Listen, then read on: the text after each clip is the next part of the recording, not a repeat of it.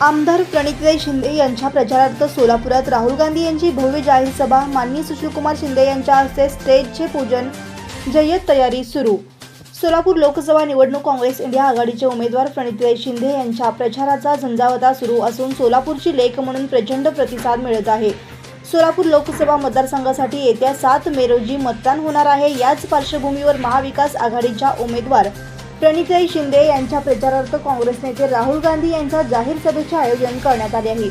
ही सभा बुधवार दिनांक 24 एप्रिल रोजी सोलापूर शहरातील मर्याई चौकातील ग्राउंड येथे दुपारी 3 वाजता होणार आहे। या भव्य जाहीर सभेची जय्यत तयारी सुरू झाली असून आज रोजी स्टेजचे पूजन माजी केंद्रीय गृहमंत्री सुशीलकुमार शिंदे साहेब यांच्या हस्ते करण्यात आले।